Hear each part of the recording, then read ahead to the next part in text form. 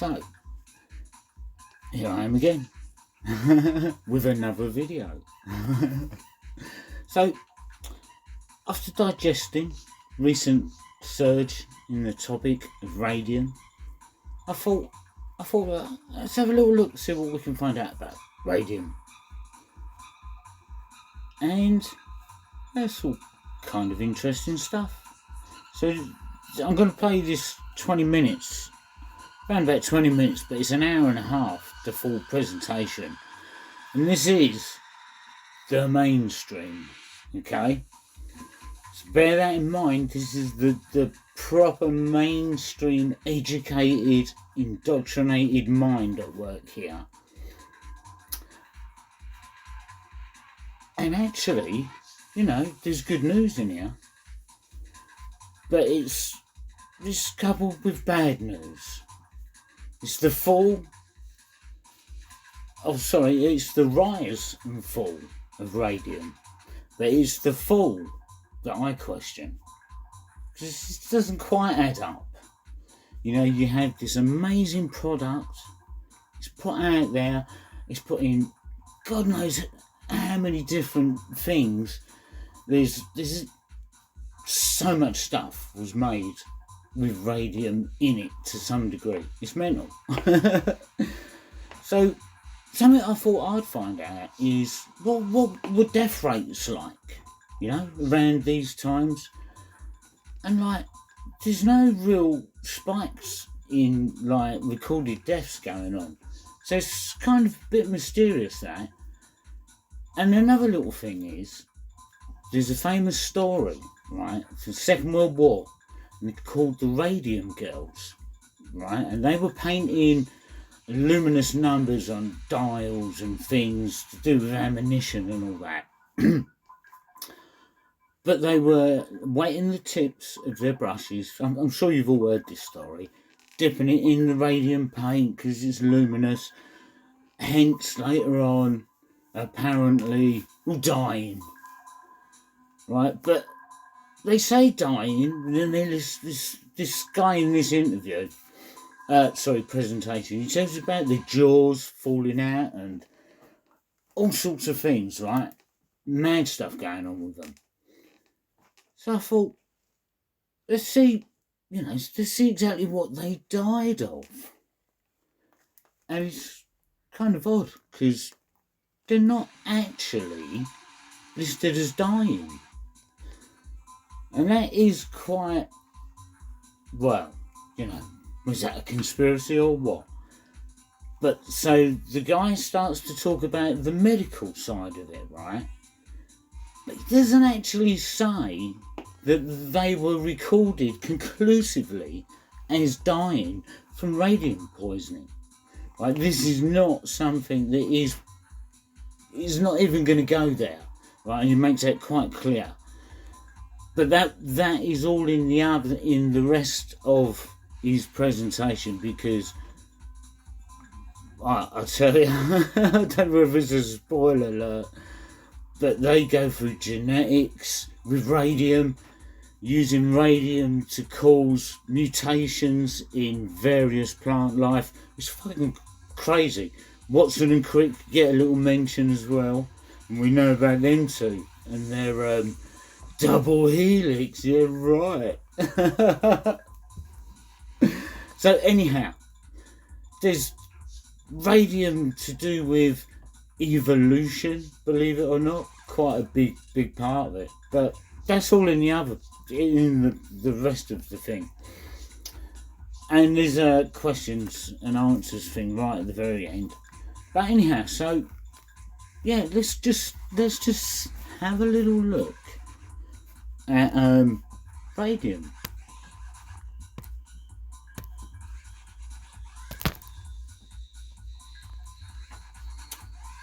Alright, let's get back. Where are we? Newly elected Secretary of the International History of Science Society. Luis? Thank you. And thank you to all for coming today. Better turn the music off, wouldn't I? Radium was like nothing the world had ever seen before. unfathomably rare, intensely powerful, glowing in the dark, and utterly unaffected by any outside force of nature as it gave off rays of unprecedented energy, radium was perhaps the most wonderful and perplexing thing the modern world had ever seen, or had never seen, given that only the barest pinch of it existed at the dawn of the 20th century. The 88th element in the periodic table was stunningly and starkly new, helping to overturn established ideas about atomic constitution and atomic behavior. But radium did not only lead us on the path to the atomic age that we're all familiar with, it was also instrumental for the biology of the early 20th century. What's more, it was both a real physical tool, as well as a powerful metaphorical and even a metaphysical tool for physicists and biologists alike. So today I want to tell the story of how radium came to life, how it played a significant role in the history of biology in the first half of the 20th century, and especially in the history of genetics. And I want to trace the half-life of an ongoing association between radium and life that lasted for decades and whose legacy still structures how we think today. Now, the idea that radium has anything to do with the secret of life may come as a provocation to you. If we historically inclined folks know anything about radioactivity or ionizing radiation and its effects on biology, it often tends to orbit around images and iconography of the bomb, of radiation sickness and illness, of mutation and sterility, of disease and of death. We'll get there, but I want to take us back to the turn of the century first, to another cornucopia of images and associations, where radioactivity in general, and the radioactive element radium in particular, was related to vitality, to health, and to life. The story of this so-called radium craze at the dawn of the 20th century is a rich and a fascinating one, and I think you'll enjoy hearing a little bit about it. But as a historian of science, I also want to go a little bit deeper.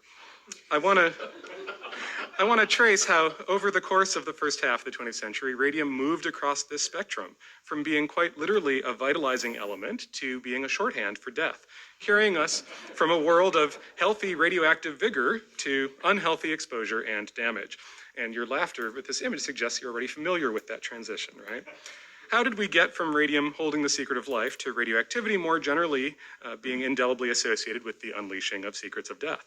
How did the larger cultural context affect the actual content of scientific understanding, rather than simply being the arena in which science took place? And finally, how did this shift tie into the larger history of attempts to engineer and to modify life in the first half of the 20th century, from life as we know it to life as it could be? So, in the time we have, I'd like to give you a brief taste of this popular radium craze, followed by 3 cases that are well suited to help us explore how radium proved to be an important tool for investigating first the origin of life, then the nature of heredity, and finally the nature of mutation and the structure of the gene. And by sharing these cases, I hope to explore how powerful metaphors of radium's vitality became entrenched in experimental practices, so that even after radium drops out of the story decades later, the way we talk about genes continues to glow. So, for an age, yes, that's the basic question we have here. How do we go from this to this? For an age where chemistry and physics were thought to be closing in on the last few secrets of nature, Wilhelm Conrad Röntgen's discovery of X-rays and Henri Becquerel's discovery of radioactivity came as a surprise to many. When Marie and Pierre Curie announced the discovery of radium in 1898 and found it to be some millions of times more radioactive than uranium, the world was entranced. The wondrous new element was unlike any other that chemists and physicists had encountered. It glowed in the dark, it produced heat of its own accord, it gave off energy that seemingly came from nowhere and that never seemed to run out, at least not for thousands of years, it was estimated. It took some time for the early radioactivists to understand that the energy released came from reconfigurations of the atomic stuff itself, that radioactivity was, as Ernest Rutherford and Frederick Soddy described it, fundamentally the discovery of transmutation, the turning of one element into another. So atoms were no longer that which could not be divided. What's more, early work in radioactivity began to stitch together the processes of cosmic and biological evolution. Elemental transmutation seemed to imply a grand process of cosmic evolution of some sort. As unstable forms of matter existed as but temporary, quote, transition forms, physically unfitted to survive, many physicists began to characterize the radioactive elements as those yet to be winnowed out in a kind of natural selection among the elements in the universe. The same phenomena that ruled the biological world were seen in some important sense to be active in the physical world. We have here the introduction into chemistry, they wrote, of a conception analogous to that of evolution in the biological sciences. Evolution, natural selection among the elements, atoms with parents, births, and lives. These new radioactive elements were even provocatively termed metabolons, and they had a half-life. Not just a measurement of how long it would take for half of a given sample of the element to decay, and decay, of course, is another term consciously chosen in parallel to biological processes, but the word half-life was also chosen because it meant something more than mere measurement. So lifelike terms suffused the whole of radioactivity from its earliest days. Henry Adams had referred to the discovery of radium as physics stark mad in metaphysics. But this was a peculiar kind of metaphysics, a metaphysics of metaphor that ranged from the merely descriptive to the epistemologically compelling. Radium astonished the public more than it did the scientists, believe it or not. News of radium's wondrous new properties hit the popular realm in 1903, and that's a fairly sharp moment of introduction as these things go. Other historians have noted that far more articles were printed about radium in that year than in the 3 preceding years combined. Fantastic ideas for the uses of radium were expounded, from perpetual light to inexhaustible sources of heat. It was said that half a pound would be enough to keep a room warm for hundreds of generations.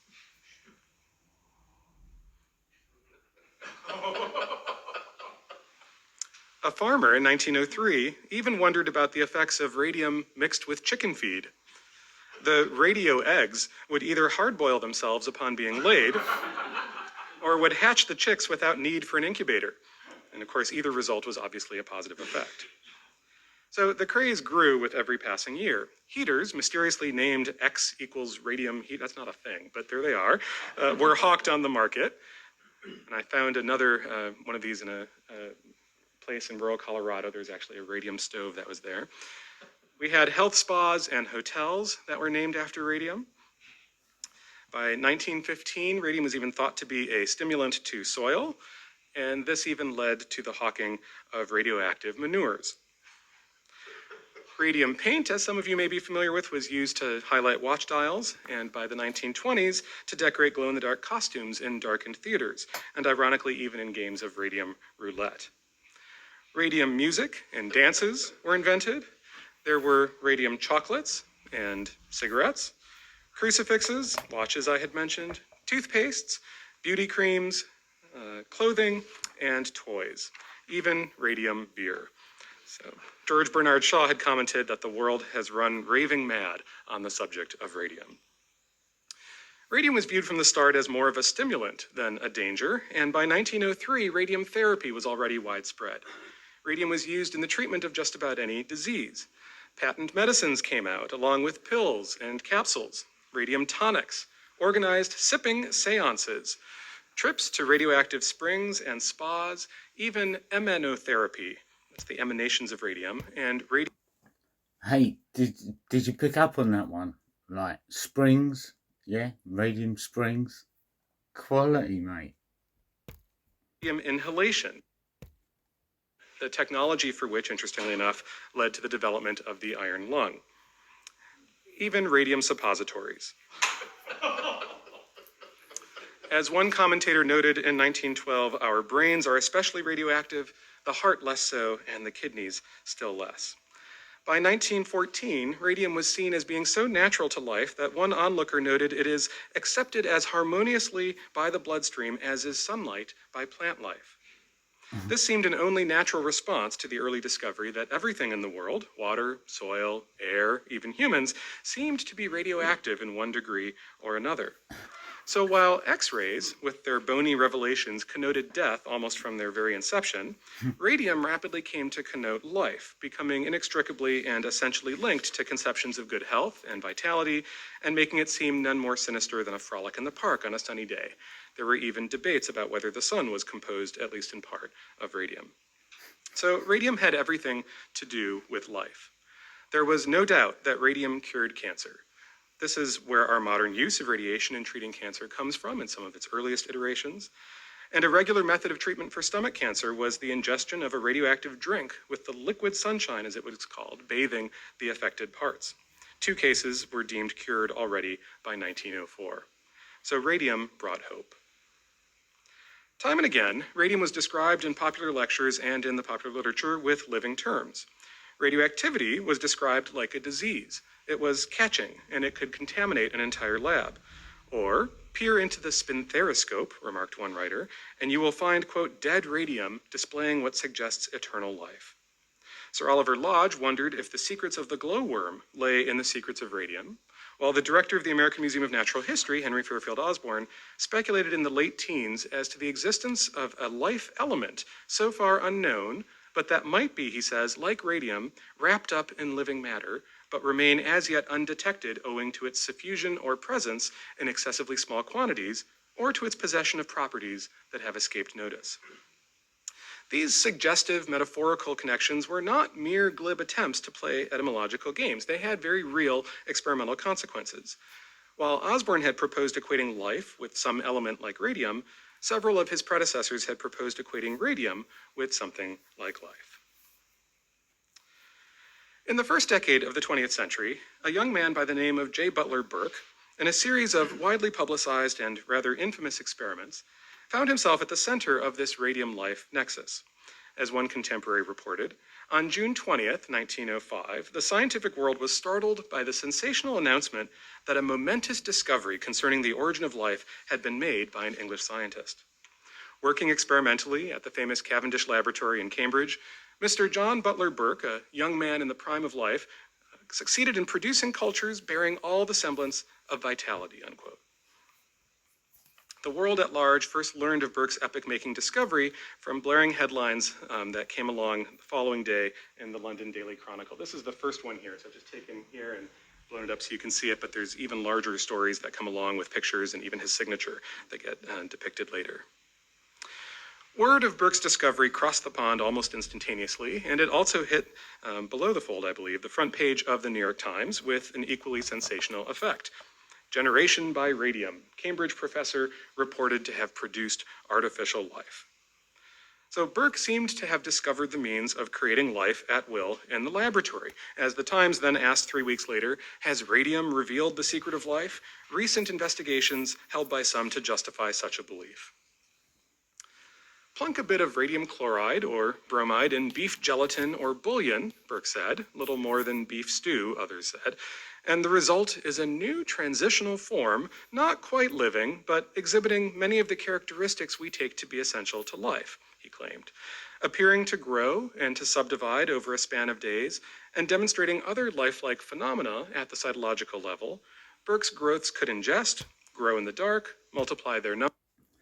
Just a quick point, right? This guy Burke, Burke, who they're talking about, other than this radium stuff he was dabbling with, he fucking disappears, right? He tries to research him, right? And in the Q&A, he openly admits, I couldn't really find any other information on him.